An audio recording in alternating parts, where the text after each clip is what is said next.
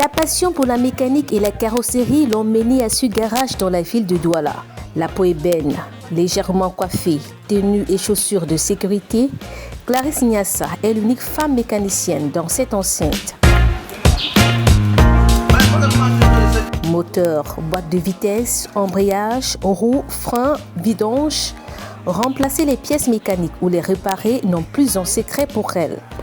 Premièrement, nous commençons par un test de diagnostic qui est presque obligatoire en fait parce qu'un véhicule ne peut pas venir et puis on commence à faire des travaux à tâtons. Non, il faut être fixé, du coup on fait un test et le test va nous dire à quel niveau du moteur il faut effectivement travailler.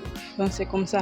Et pour faire ce métier, il faut savoir conduire automatiquement parce qu'un client ne peut pas venir avec un véhicule, il dit j'ai telle panne et puis il faut entrer dedans, tu vas essayer et puis tu confirmes toi-même la panne, surtout quand il s'agit de la suspension et de la perte de puissance aussi. 28 ans sonnés, minutieuse, investie et appliquée, la jeune femme travaille avec les mains et n'hésite pas à se salir. Loin des artifices et autres commodités qui aguichent les jeunes de son âge, elle reste concentrée sur son travail. Quand une voiture arrive, par exemple, elle vient ici au secrétariat, elle demande ce qu'il y a à faire sur la voiture, je lui donne le devis, elle commence à travailler. Vous ne pouvez pas la voir se balader comme peut-être les petits qui n'ont rien à faire là, elle est concentrée.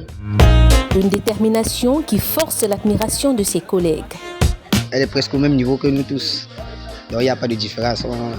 C'est avec le sexe qu'on va différencier parce que quand elle est avec nous là, elle se sent à l'aise. Bon, elle aussi comme une mère pour moi ici au garage. Elle me forme aussi dans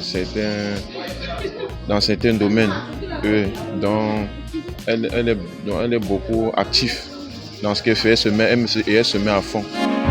Mère attentionnée, Clarisse Nyassa mûrit secrètement un rêve, celui d'ouvrir son garage. Comme quoi les femmes ont tout autant leur place que les hommes dans ce métier, à condition d'être engagées et déterminées. Les ailes du pouvoir magazine, le cas politique des ailes du pouvoir.